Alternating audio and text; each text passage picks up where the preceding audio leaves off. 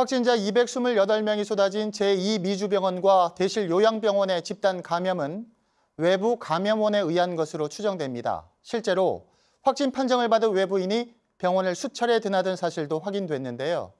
또 병원 내 최초 확진자가 증상이 나타나고도 무려 보름 넘게 근무한 것으로 드러났습니다. 박정 기자입니다.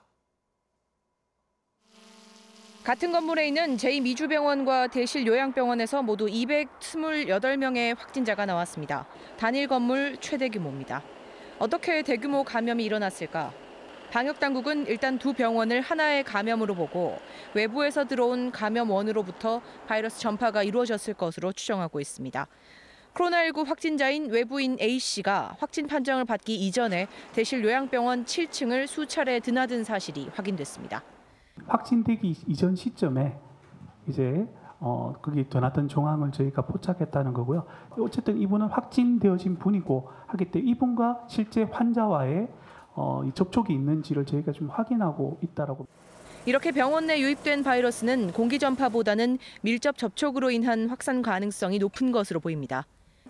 특히 건물에서 최초 확진자가 나온 지난 18일 이전까지 두 시설의 환자와 종사자들이 같은 엘리베이터를 사용했다는 점, 그리고 제 뒤로 보이는 이 1층 외부 흡연 공간을 함께 썼다는 점도 바이러스 확산에 영향을 준 것으로 보고 있습니다. 늘 걱정했지만 정신병원에 입원해서 왔다 갔다 하니까 맨날 앞에 모이가 감염 보고 내가 걱정했지. 물론 무증상 감염 상태의 또 다른 외부인이 바이러스를 유입했을 가능성도 있어서 아직 A씨를 감염원으로 단정하기는 이릅니다. 이 가운데 대실요양병원의 4층 병동 종사자인 첫 확진자는 지난 2일부터 증상이 나타났는데도 무려 보름 이상 근무해 화를 키운 것으로 드러났습니다. 대실요양병원의 종사자가 첫 증상이 발현된 것이 3월 2일인데 최종적으로 확진되고 파악된 것이 3월 18일, 상당히 좀 시간이 많이 벌려져 있습니다.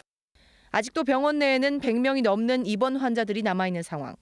추가 감염 가능성도 여전히 높아 단 2명을 제외하고 100명이 넘는 입원 환자가 모두 확진 판정을 받았던 청도 대남병원의 상황이 재현되는 게 아니냐는 우려까지 제기되고 있습니다. TBC 박정입니다.